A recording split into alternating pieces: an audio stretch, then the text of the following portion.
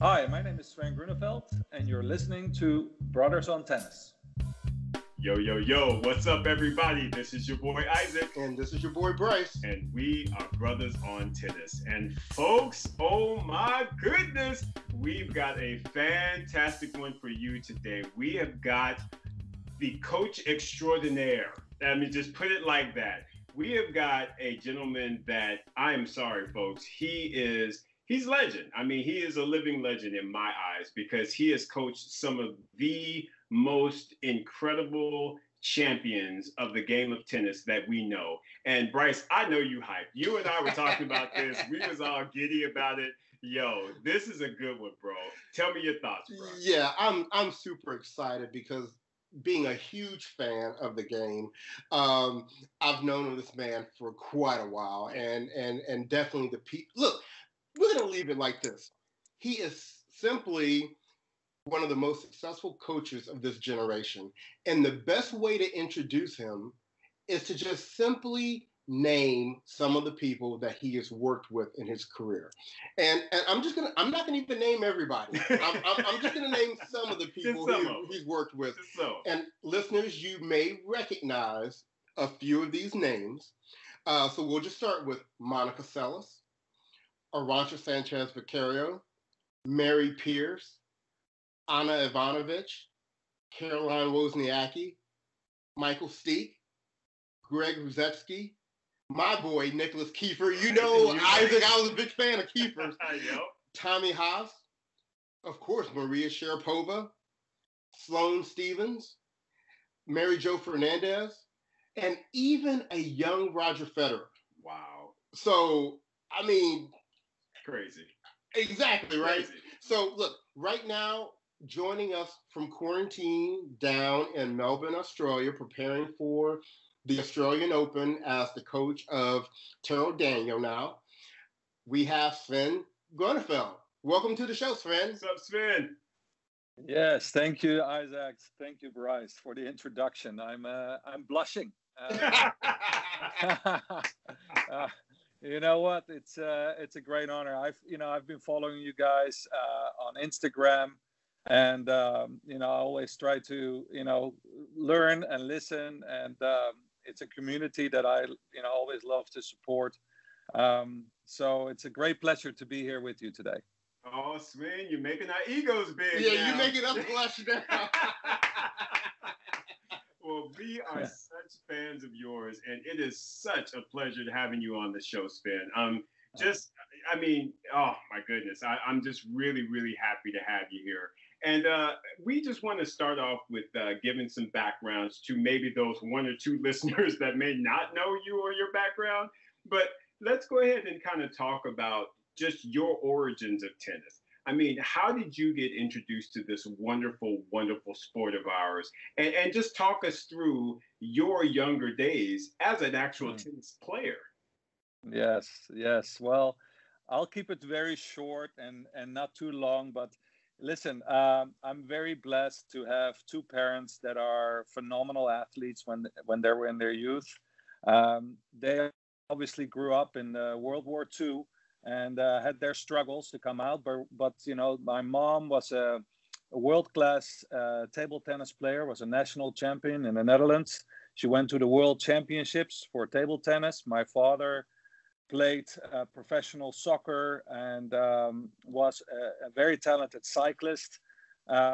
Unfortunately, due to the economics, and they really didn't go, the international route. So once they got me and we moved to I was born in Haarlem, the Netherlands.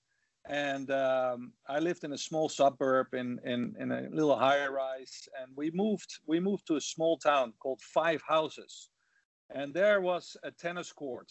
And so the first year I played on the street because my mom, was able to join the club. She was the one who was going to be able to pay the annual fee, and I just started playing with my new friends on the street. And as it turned out, they did all right. When I joined the club at 10 years old, I became right away selected for the the training of the district of Haarlem, and from the beginning, I was in love with this sport. I played soccer because my dad, and soccer in Holland in the Netherlands. It's a massive sport, but what really interested me in tennis was the individual side, because you play as a team. You can have a great game and you can lose. You can have a lousy game and win. And tennis, you're on your own. Playing singles, and that made me shift into a whole different gear when I started to realize it's all about me. Love the competition one-on-one. And it just basically excelled my athletic skills from soccer towards tennis. I couldn't make a mistake. I could run all day long, and I just put the ball back over the net. We keep it simple. Just over the net, between the lines. That's what they told me, so that's what I did, and I turned to be okay. So my parents were very supportive, and I was very fortunate to get a lot of guidance in my early years. I was maybe not the greatest talent, but I was a hard worker, and I started to excel actually in my later years. I was very fortunate to be taken in by a very famous coach in the Netherlands, and I don't know if you know his name. His name is Stanley Franker. You don't know him? No, I'm not familiar with him. He's a phenomenal coach. He's a brother. All right. Yeah. He was so disciplinary. He was extremely tough on all of us, but he made Richard Krajicek to where he was. He really developed the entire Dutch national system. They excelled under him. He excelled the system in Austria with Muster and Skoff. And he was a really, really important start for me when I was playing. And also, he actually set me on the path of actually having the goal and the dream of playing college tennis, because that's what he did. And that's where, he got his expertise. And so, Stanley just took me under his wings and really helped me transition from juniors to basically top 10 in the Netherlands. And once I had that position, I moved with my parents to South America when I was 17 years old. And I was already at a national level very high. But when I came to Colombia, South America, because my parents went there for economic reasons, for a new job, a new challenge. And I decided to go with them, thinking that it would increase my chances to get to the United States for college tennis. And it actually turned out to be the right move, because I was recruited by Álvaro Jordan. He was a Colombian #1 tennis player playing for a small university in Missouri at Southwest Baptist University. Mm-hmm. And he was the #1 ranked player in the nation. He was NIAA #1 national champion. So they recruited me. And here I was, from Amsterdam to Colombia, South America, to Bolivar, Missouri at Baptist University. Nice. So yeah, and you know what? That journey continued. We won the national championships as a team in 1984. I continued to play at the university. I was #2 in the nation in the NAA. And then I actually got to the stage where I felt that I deserved a full scholarship, and it was unfortunately not possible. And so I started researching, and my research led to University of Kansas. So I transferred to the University of Kansas, and unfortunately I only played 1 year. But the 1 year that we did play, we won the Big 8, and we went to the national championships in Georgia. So it just started to really come together, until I got to hear that I couldn't play my 4th year. And so I fell into, I must say, a little bit of a depression. I didn't get what I really was aiming for, that I'd been working for so hard since I was 10 years old.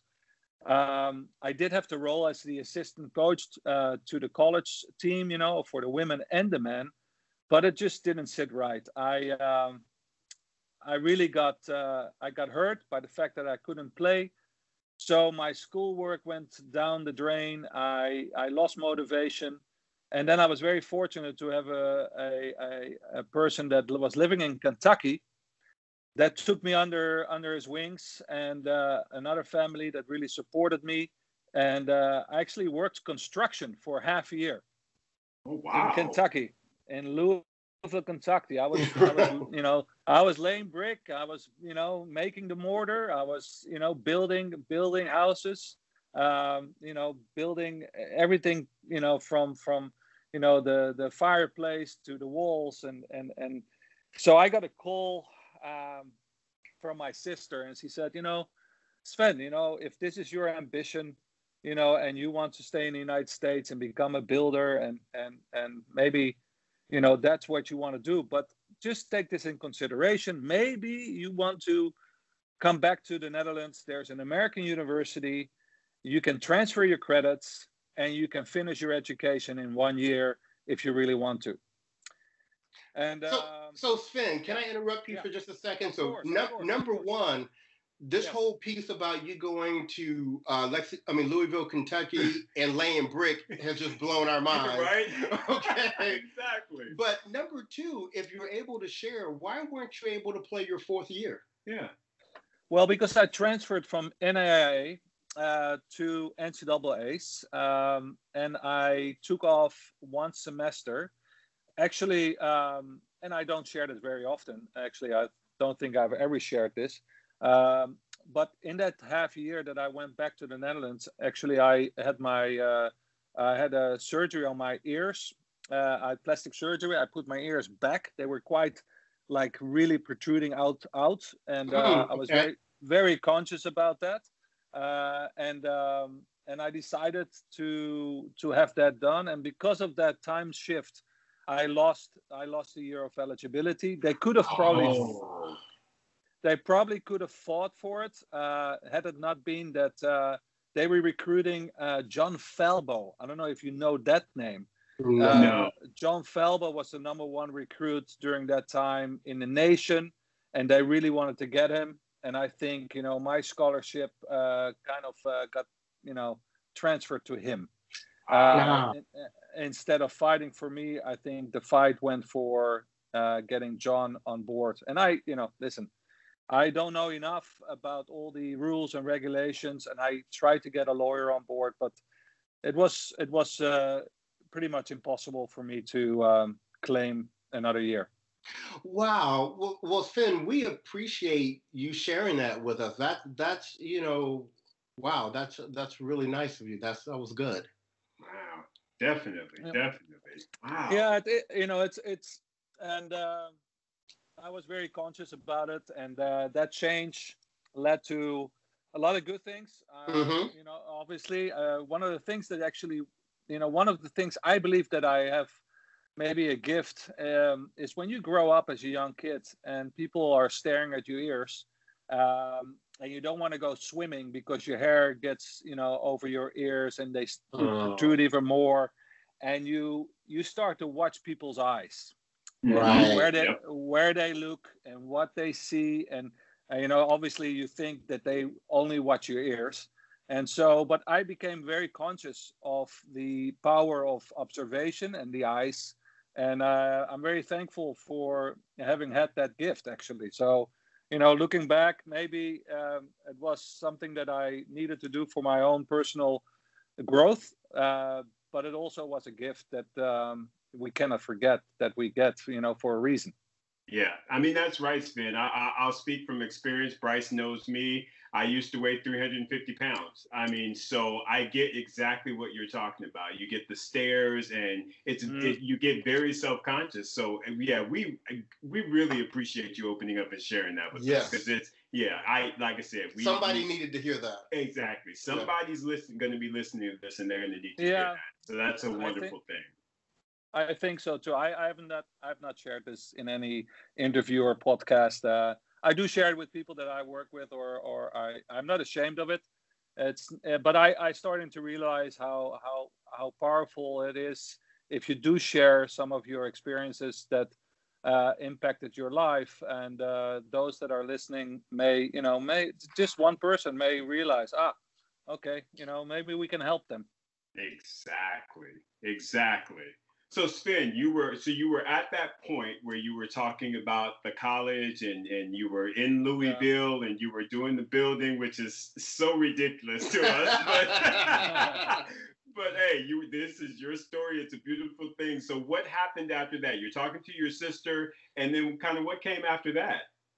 Well, after I spoke to her, obviously, I realized that I may have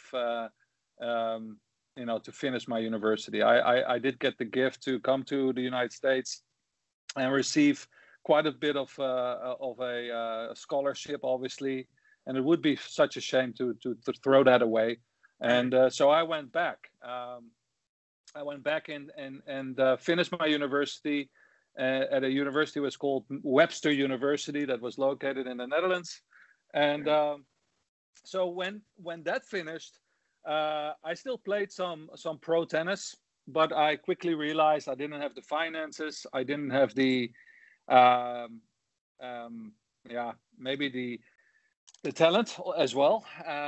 And so when that question came, what is next? You finish university, you have your bachelor's in business management, and I wanted to start working in the workforce. But after a couple of interviews, I realized that it's not something that I wanted to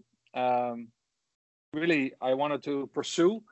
And instead, I wanted to travel. I wanted to continue to see the world. I was so blessed to be in Missouri, in the Midwest with Kansas. Wonderful people. I had an incredible experience at the University of Kansas. They won the NCAAs when I was there. I was rooming with Otis Livingston, and Danny Manning was part of our daily group that we hung out with. And, oh, wow. Okay. Yeah. And those are the days that I really enjoyed and enjoyed the cultures. And so I started asking questions. How can I start traveling? And so the first thing I thought, all right, I'll become a steward. I become a steward. All right. So, well, I went and did my application, and I was too tall. I couldn't. Wow. I was too tall. So they said, sorry, you're too tall. I'm 6'3". At that time, they didn't hire people that were above that height. So then my mom, she found this little article or advertisement in an American tennis magazine where they were looking for a coach in Tokyo, Japan. So long story short, I got a call from Tex Swain. Tex Swain is the brother of Gary Swain. Gary Swain is the longtime agent of John McEnroe. And so Tex Swain, he calls up and he says, listen, Sven, if you can send a picture and just send that to us, because we basically want to hire you. We just want to, make sure that you have the looks or something. I don't know. Okay. Those times, you had to send it by post. There was not an email, it was not like, okay, I fax my picture or something. Right. You have to send it. I had to wait another 2 months, and then I got the call and said, okay, we want to have you here. So this was at the American Tennis Academy. They had like 25,000 students and in 16 locations, and they wanted to start a junior program. So they felt that I fit the bill.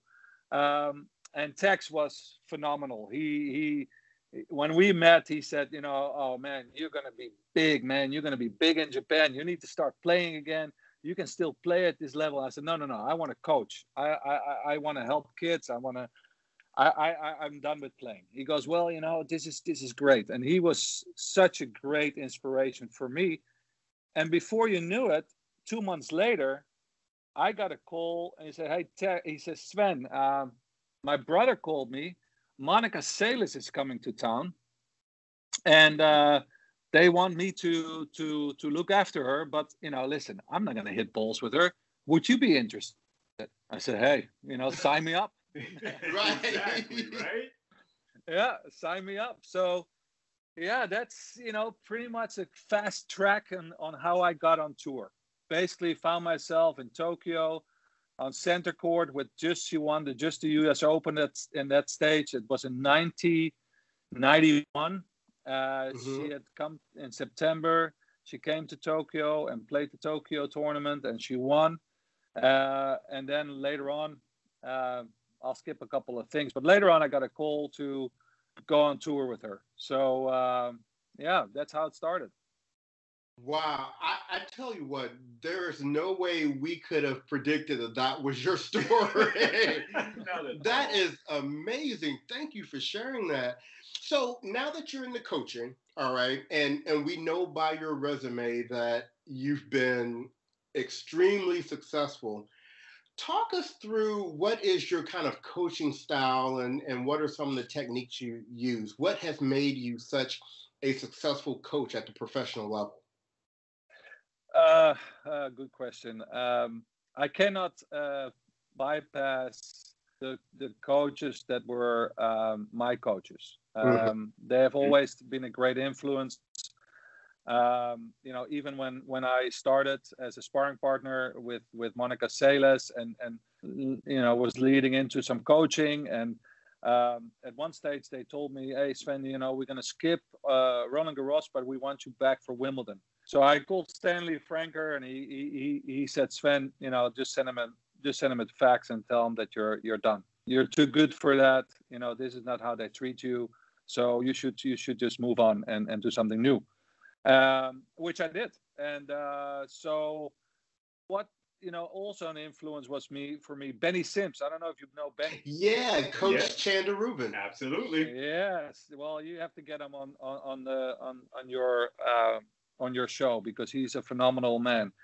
So when I stopped, I also I was invited by Stanley for this summer camp where Benny Sims would always come to the Netherlands, and he would be like the master coach, and I was like an assistant coach. And so I looked, while I was on tour, I looked what was out there, and I looked what made people like Stanley and Benny stand out from the crowd. And it was discipline, it was communication, it was honesty, it was being very transparent, being organized. And so I've taken on a lot of those qualities as a basic principle. And obviously, finishing my university in management, I could already apply a lot of my managerial skills that I learned in tennis with my experiences playing. And as I told you before, I'm a very, very observant individual. And now I'm speaking a lot, but I didn't used to speak that much. I'm a good listener. And so those skills I have taken on, and I still live by those. And then, of course, you add experience, which you cannot learn from a book. You have to make mistakes. You transition into, I'm 55 years old now, so I thought I've seen it all until I now get myself in a quarantine for 2 weeks. So you keep learning, and I believe that's I see the player that I watch in front of me. I look for the person. I look for the character of that individual, and I look what the needs are and what is their drive, what is their need in emotional needs, but also in their goals.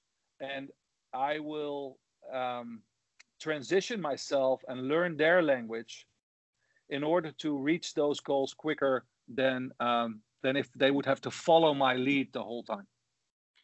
Well, it's interesting you say that because when I look at the list of players that you've coached, a few of them stick out as having what I would call, let's say, very engaged family members. Like when I think about Sharapova, Monica Seles, Mary Pierce, I think about them having fathers that were very involved in their coaching and their careers. How did you navigate, that influence in on your relationship? On a very early stage, I never felt threatened. I never felt that I needed to hold on to a job. I never felt that I couldn't get another job. So I looked for ways to work together. I mean, I worked very closely with all the parents and so I feel that if we have a common goal, and you can't take away the fact that a parent really loves their kid and wants the best for their kids, and maybe they don't always take the right approach, but I believe being exterior and having the same goal and being on the same team, I feel that I need to communicate and help them in their path. And if they see that I mean no harm and I feel that that I'm not a threat, but that I'm more of an assistant to their ultimate goal, they respect me for who I am and for what I stand for and for what I believe in. And before you know it, you have a very, very strong relationship. Even with, when I was working with Maria Sharapova, even though Yuri was no longer on the road I believe he was not on the road for 8 years or so before, when I joined, but I knew he was an anchor for her. So my relationship with Yuri was almost on a daily basis. I was in contact with him because I wanted to be on the same page. We need to be on the same page to achieve the same goals. We don't want to have where a coach becomes a obstacle for a parent, but also the other way around. So it's all about being humble, being adaptable, respectful, and honest. I mean, believe me, I've told some of these parents, I've told them off. I've told them very, very honest and not always with maybe the right language. So, but honesty is the way to the truth, and in order to succeed, you must walk the line of truth. So that's how I work. Absolutely. And it speaks to your character and your integrity. And I just think that it's such a wonderful thing. And I want folks, I really hope you picked up on that, because Sven was basically, you have said you have confidence in yourself. And that is what a lot of people need to hear and understand. Have confidence in yourself and in your abilities. And if you've got that, then you're not going to be afraid to really step out there on faith, which is a lot of what you've done. It's this story and your story is fantastic, Sven. And just hearing about you and your style, it's a wonderful thing. I'm loving it right now. Sven, can you kind of talk to us just in general about some of the highlights that you've experienced in your journey as a coach with some of your players? I mean, we know that there have been there have been Grand Slam titles. I mean, but talk to us about just some of the highlights that you just immediately think of when you're thinking of some of your players, some of the players of your past. Oh, geez. There are so many, when you ask that question, that just goes like a movie that just it passes so quickly in front of your eyes, and it brings into so many emotions. But one that really I'm really proud of is how I really stuck with Maria Sharapova when she was going through a really tough time. Yeah, it's always easy to be in that position when she's holding the trophies and is the big star. But it was humbling. It was a position that you don't want anybody to see go through. But we stood next to each other, and we really came through that. I'm really proud of that moment. I'm also very proud of the moment when I decided to take the opportunity to work with Esther Vergeer. Esther Vergeer is a wheelchair tennis player. Oh yeah, we know Esther. Mm-hmm. Oh yeah, that winning streak. I worked with her. I worked with her for 3 years, and she asked me because she had won 3 Olympic medals and she was basically undefeated, and she was wondering if she should continue. And so her national coach, Mark Kaltman, he asked me, would you be interested? And I said, gee, man, I mean, I don't know. I was working for Adidas at the time, and she, I brought her to Adidas because I felt that Adidas needed definitely also to support that community, the wheelchair tennis. And so when that request came, I was humbled, and I said, I don't know, I have no idea what to say, and so I really embraced those 3 years, and luckily she stayed undefeated. You didn't want that to change on your watch. That's right. I mean, and she won her gold medal, and she has a 470 match winning streak, which is phenomenal. I mean, it's just mind-boggling, the discipline this individual, the professionalism, the drive, phenomenal. I'm so proud of that moment, and to have had a chance to work with her. And then I had one other moment where, and I mean, I wouldn't put it, but this Michael Stieck. Michael Stieck, he was struggling a little bit, was going through a tough time.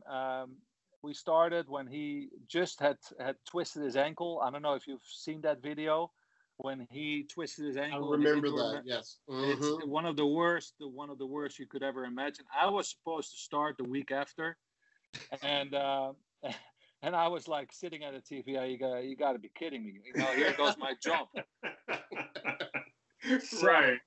So he goes, Sven, listen, I'm really sorry. I say, listen, this is not your fault. He goes, but I really want to work with you. I really feel that you can make a huge impact. Would you be willing to wait for me? And I said, hey, I will definitely wait.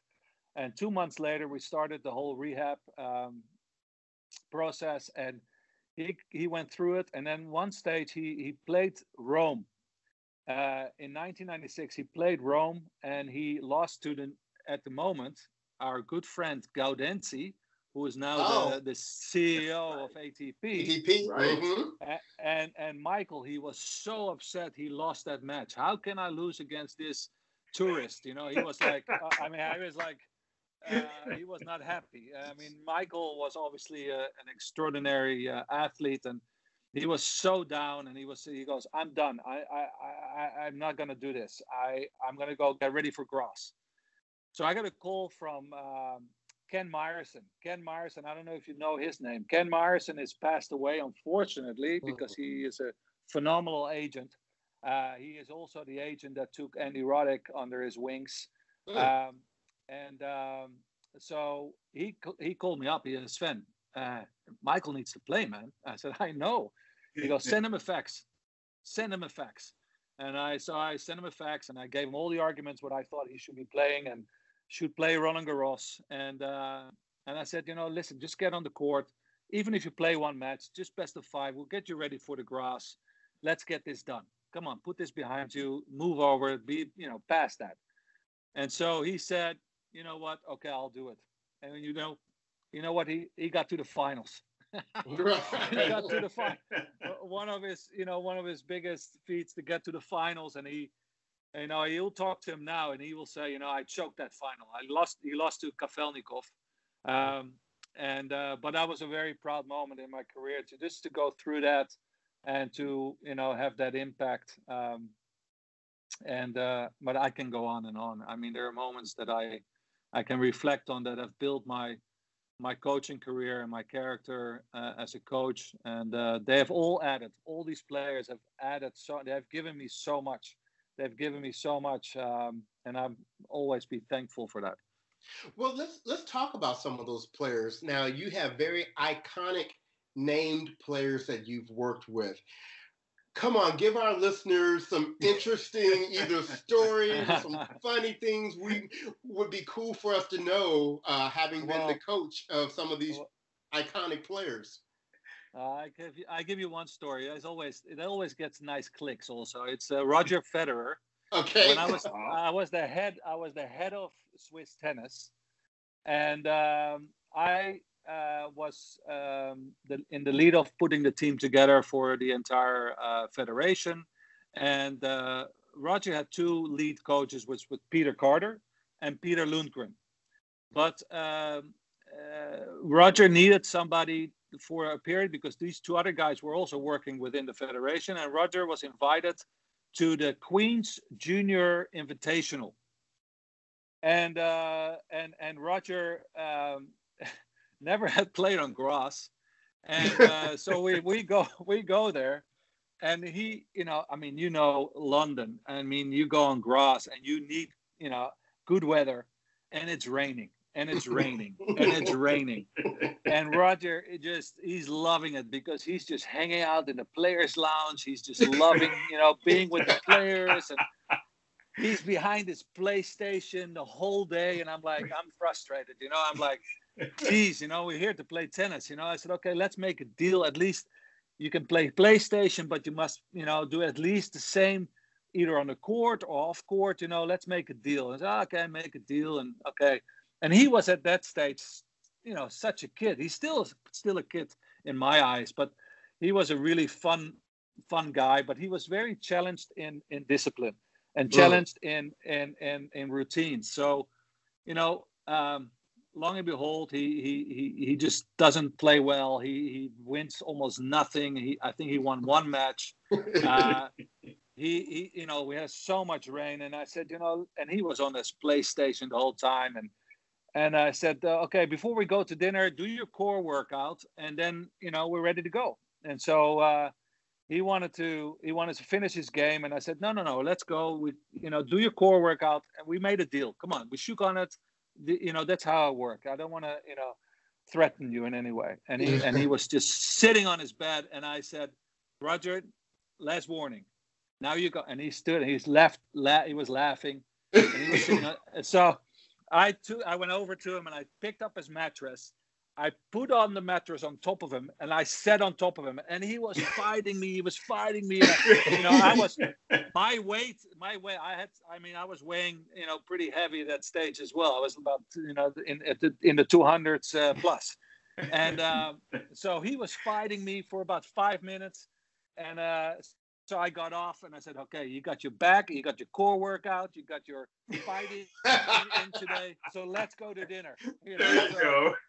And, and before you knew it, 2 weeks later or 3 weeks later, he went with Peter Carter to Wimbledon, and he won the junior Wimbledon title. So wow. That was one of the stories that stands out for me because he couldn't play on grass, and look at him now. Look at him. Yeah, now. And he's the model of discipline now. Exactly. That started with you. That was flipping the band on him. Well, exactly. But it's fun and games.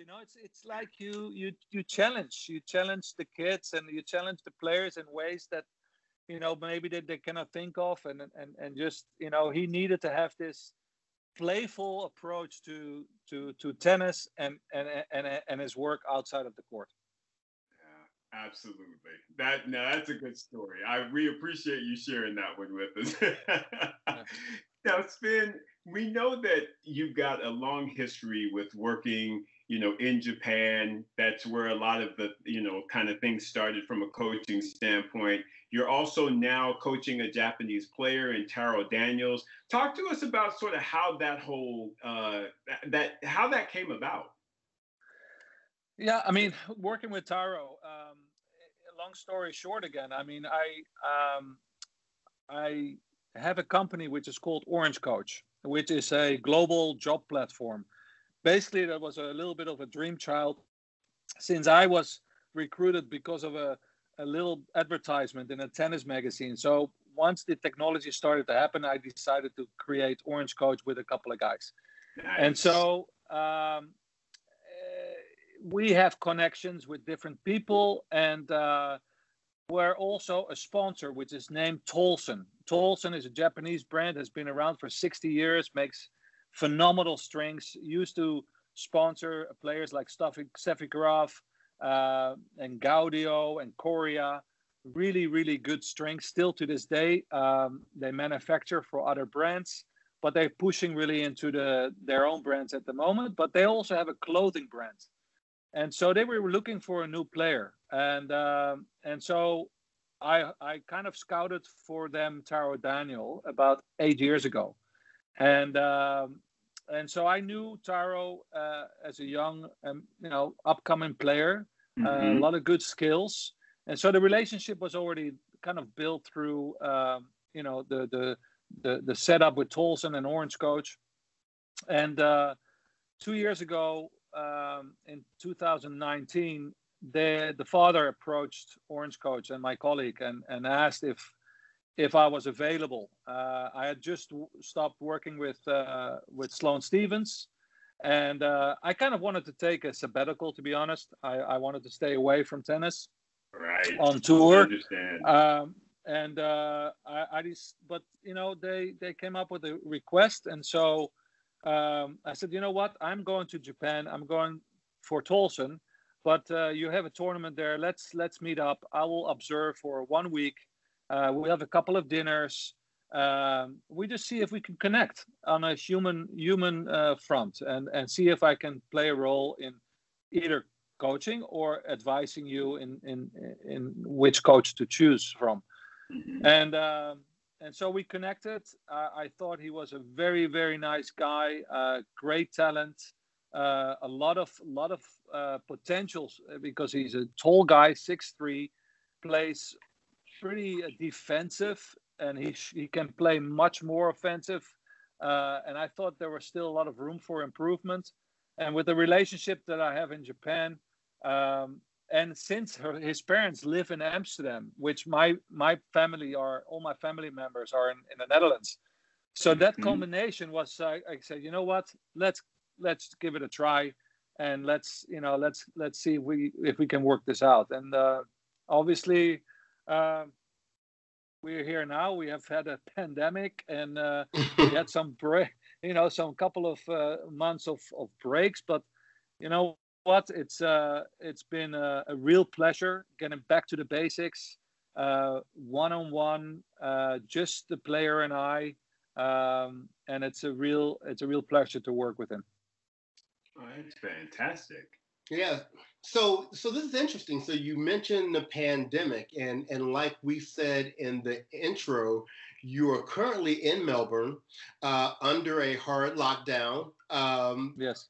Before the Australian Open starts. Tell us, what is the environment like down there? What are people feeling like? Give us a live report from Melbourne. And also, I do want to add, we've been watching your daily diaries on Instagram from being within quarantine. So that's been very, very insightful. But give our listeners an idea of what it's like to be in quarantine down in Melbourne for the Australian Open. Yeah, I mean, listen, I've been coming here since '91, and Monica Seles won the Australian Open in '92, and Mary Pierce won it in '95. She got to the final in '97. I was in the final with Ani Ivanovic in 2008. In 2005, semi-final with Natalie Deschy, and a final in 2015 with Maria Sharapova. This country has given me an incredible pleasure just to start from there. Just imagine 31 years coming back every year. Incredible. And to see the growth and see the heart and the love for this game is phenomenal. This city has grown. I mean, you don't recognize it from the first time I came here. The people have not changed. They're very, very friendly and with open arms. We're always received. And when we arrived a week ago from Doha, where Taro played the qualifying. When we arrived here, the arrival was so different. I mean, just to think that you pulling up with a, I'm not sure whether Airbus 380, which was only in the capacity of 25%. So only 25% full flight. So we had a lot of distance. So we land, we get transported to a private hangar in a total different segment. We get hosted by about 50 people in gear, and we getting hands disinfected. We get our new mouth protection, the face protection, and we go through different stages where we have to show our documents. And we receive a document where it states that you are basically in detention. This is what's called. We got a detention notice. Oh, believe wow. it or not. So this detention notice is handed over. You must carry it with you for 2 weeks while you are in quarantine. And so then you get put into a bus, also 20% full. You get to the hotel. And again, everybody's decked out in all this gear and face masks and the blue garments. And it's I mean, you're entering into a world that is just so protected. And police, escort and such. So getting back to the room, we get our first test the next day. Perfect setup. 2 days later, we're trying to get our practice set up. We got the notification. We can practice on our third day. And then we get a notification. Sorry, you have been diagnosed as a close contact since you are on the flight from Qatar, where a positive COVID case was tested, and therefore you are close contact, and therefore you are in a hard lockdown, meaning we cannot leave our hotel for 2 weeks. We have to be tested on a daily basis. Initially, we would have been here for 2 weeks, where we could leave the hotel for 5 hours, where you could play tennis for 2 hours, 90-minute physical training, and then like a half an hour or an hour of nutrition, which is food, and then back and forth between the facility and the hotel. But that is not possible. We are in a hard lockdown, and we basically have been 1 week on a daily regime with tests. We get calls. We have updates from Tennis Australia, and we will get one more today because every day since we arrived, there have been positive cases popping up. But being in quarantine, I must say, you know what? I've seen this happen in the U.S. Open, where I saw players like Benoit Poirier and Flipkens and Mladenovic. They were, and I just wonder. I said, I wonder, and I've heard about Australia that people came back here, athletes would come back and they have to quarantine for two weeks and couldn't leave And I said to myself, you know what? I'm going to take this as an experience. I want to embrace this. I want to love every day. I want to connect with people, and this is one of the reasons why we're here. It's just I followed you and your the Instagrams, and I said, I want to connect with people that I normally don't connect with. So I'm just embracing life. I'm embracing this moment. I'm very fortunate that I have a stationary bike. I have a yoga mat. I can do my exercises with my TRX, and I get 3 meals a day. So I have a great view, and I'm learning. I never thought I would get this experience, and again, I'm going to be richer when I leave this room.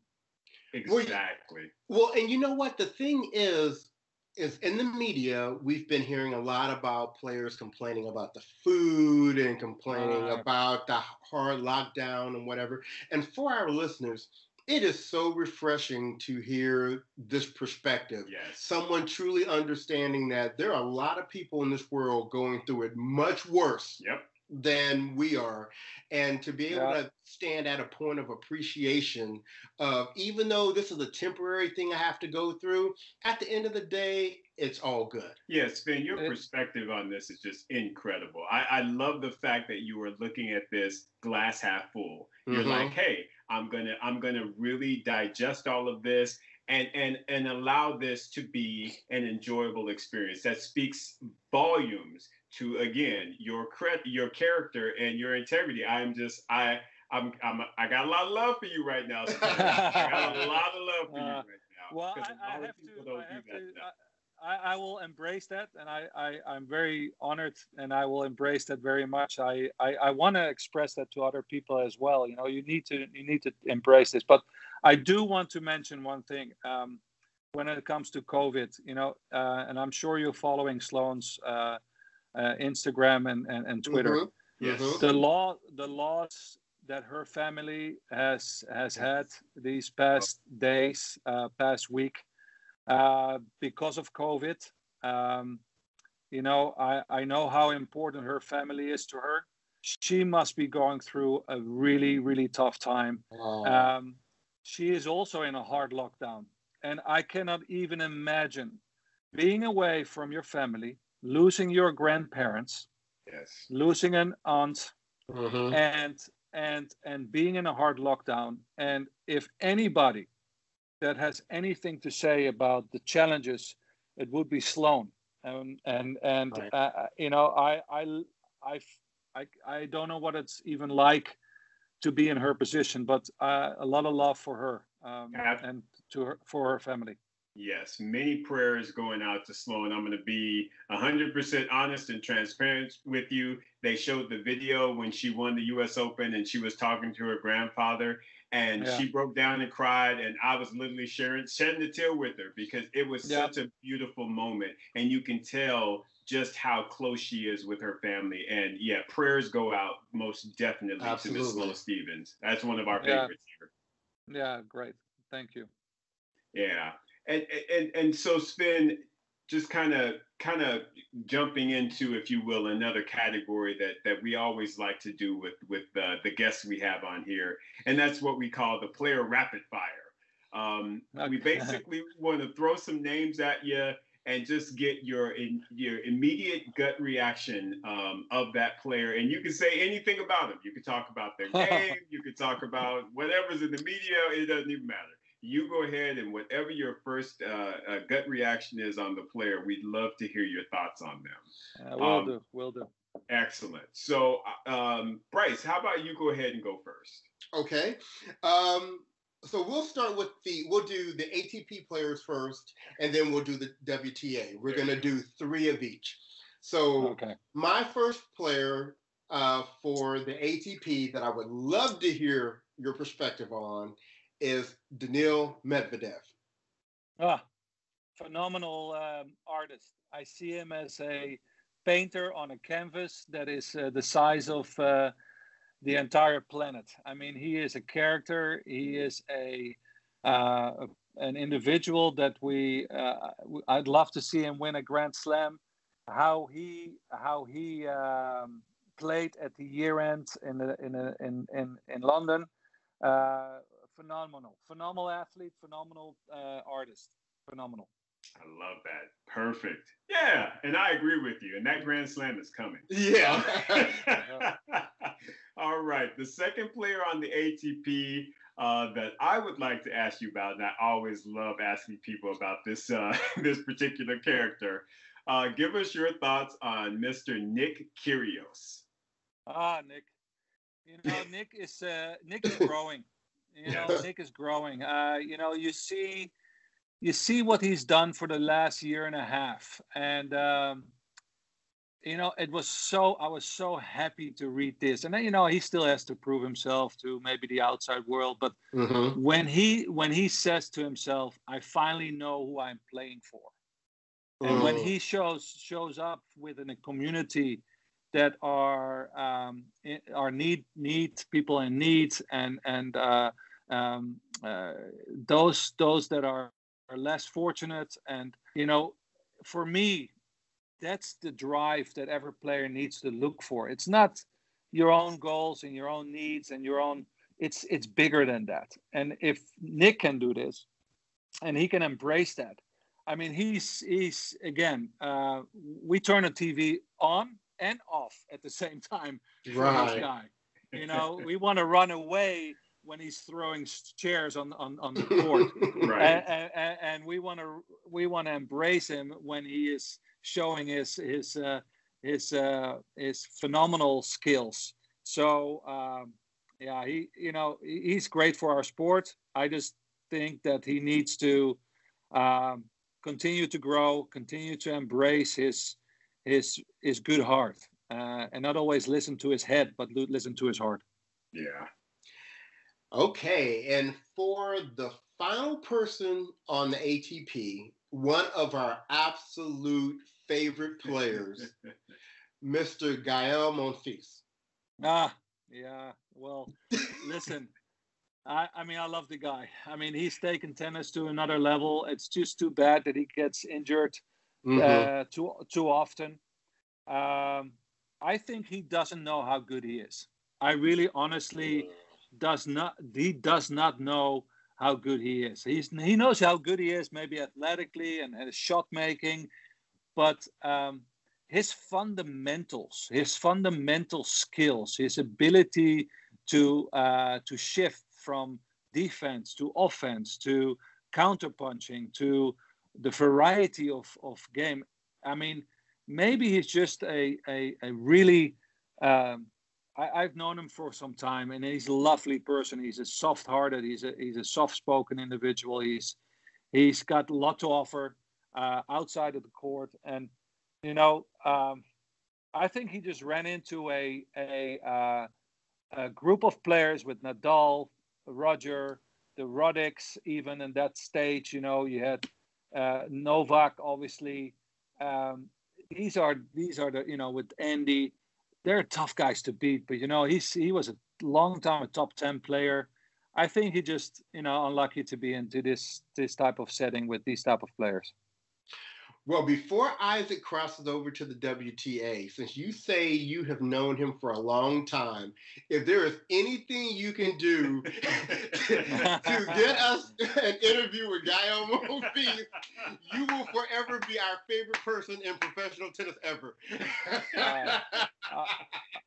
Well, I'm gonna work on that. Let's just say that. Let's give that my goal for the next couple of weeks when I run into him. I'll give him a shout out and make sure that he follows Brothers on Tennis. Oh, thank you. Love it, Sven. Love it. Perfect. Oh man. All right, so we're gonna go ahead and get on the women's side. The first lady that I would like to ask your opinion about would be Miss Naomi Osaka. Yeah, that's the savior. Yes. She is saving the WTA tour. I'm sorry, girls. I'm not trying to say anything bad about the other girls. It's just we have to be very thankful for her persistence, her commitment, her voice, her principles. I just heard this morning. I just heard her agent speak about all her new endorsements, and obviously I'm worried because she's signing endorsement after endorsement after endorsement, and I'm a little bit concerned that she just has too much on her plate, knowing like working with such a mega star like Maria, how much dedication that takes. But if anybody can do that, that's Naomi. You know what? We're looking forward to another 10 years at the top. She really puts the WTA on the map of professional female sports. Not only that, but just in general as a athlete, that is really the best thing that can happen for tennis for us. We totally agree with that. And it's so refreshing to hear that from someone else, because it seems like people try to take a dig at her. Like they don't like her taking a stance with politics. They don't like, just shut up and play tennis. And I we totally agree with you that we think she is taking the women's tour to another level. She is. Yeah, absolutely. And I mean, and you know what? I mean, she's got Serena, you know, as a role model. Yep. I mean, you must admit that Serena, you know, luckily she's still gunning for it. You know, and I won't count her out. I hope she was not one of your next girls, but I mean, you know, I cannot say enough to, you know, that Serena basically, you know, has done so much for the WTA, you know, for our sport in general. So to fill those shoes, as Naomi Osaka has to do, I mean, that's not easy. And to follow that lead and maybe have even taken to another level, wow, you know, maybe she won't win the 23, but maybe she wins as many hearts or more. Right. And no, Serena was not one of the ones we were going to ask you about, so that was bonus coverage for us. So the next person we had from the WTA is Maria Sakkari. Ah, yes, I love her. Yeah. The girl is. I mean, listen. I was actually before I started working with Sloane. I was asked to also look at her as a potential player that I was going to coach, and you know what? I only because I remember she played against Venus in Wimbledon, and I can't remember the year, but it was like a couple of years back, and I said, gee, you know, I like this girl. I mean, she really, I mean, she's a great athlete. I mean, what great energy on court. Always, you know, a fight and passion. You know, being Greek, the workouts that she's doing is just phenomenal. I was happy to see her having some great results in the first week of the year in Abu Dhabi, and she's got a young coach with her that Tom is Hill. such a great, yes, and he is such a great influence on her. And you know, I didn't take the gig, but you know, I really follow her because it's just, you know, refreshing. She's refreshing, and that's what we need in tennis. The girls and the women, obviously, you know, we all blessed to play a sport like tennis and travel the world, and she just embraces each day. That's how I look at it, and you know, great job for Tom that he's done that. Absolutely. We are a huge fan of soccer. Yes, we are. Huge. Yes. Yeah. All right. And our last WTA player for you, the hottest lady going into the Australian Open. How about Miss Sabalenka? Yeah, I like her. You know, she reminds me a little bit of Mary Pierce. You know, the reason why she's just so powerful. She's a beast. I mean, I'm sorry, you know, she's a female. I'm not maybe supposed to say she's a beast, but no, we understand. Oh, no, we get it. No, and that's the truth. She is a beast. Love it. And you know, Maria Sharapova won her last tournament against Sabalenka in a small town in China. And I remember, I mean, she has so much power in her game, and I said from the beginning, if this girl starts putting things together. And that puzzle is coming together, and she can, you know, 4 shots in a row and consistently. I mean, she's going to be blowing people off the court. Now, you know, what she has been struggling with is in the past is that consistency on the other side of the court. But man, how good would it be? Naomi against Sabalenka in the final of the Aussie Open. I mean, that would be a great final, and I would sign up for that. Well, I tell you what, we can't wait for the draws to come out because it's so many potential great matchups out there right now. Exactly. Yes. Yeah. Well, Sven, I cannot believe this time went by so quickly. Know, right? It feels like we've been just sitting here talking with a buddy for, you know, a little while. thank you so much for taking this time to speak with us. And we sure hope once we get past all this COVID and Corona mess that one day we'll be able to catch up with you in person at one of the tournaments and meet you officially in person. But before we leave, are there any final thoughts that you'd love to share with our listening audience about anything? Listen, I think we need to be very careful in these next couple of months. We're all struggling and facing incredible challenges ahead of us. Last year was tough. I think we're going to have another couple of months that we really need to embrace and stay strong. And tennis will overcome that as well. But we do need the support of our community. We do need to make sure that tennis stays alive. And with your, initiatives and your energy, this is why one of the reasons why I love this interview is you both embrace life, your energy, your questions. So I just want to say all the love and thanks, and just stay strong and safe and healthy. Oh, thank you so much for that, Sven. And back at you, man. We have enjoyed this. Love your energy. And I'm going to put it out there once again.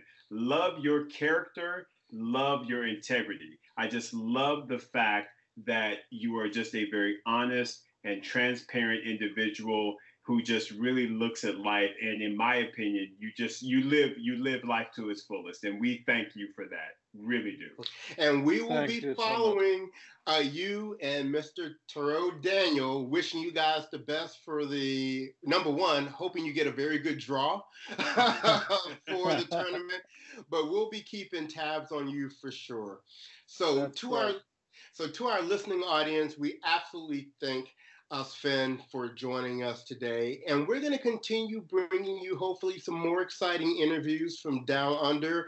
Hopefully, maybe we'll get Gael Monfils sometime soon. No pressure. Right, no pressure on him. But we are so excited for all this good tennis that's getting ready to come from Australia. So with all of that, we will sign out of here. This has been your boy Bryce. And this is your boy Isaac. And we are Brothers on Tennis. Everyone, stay safe out there.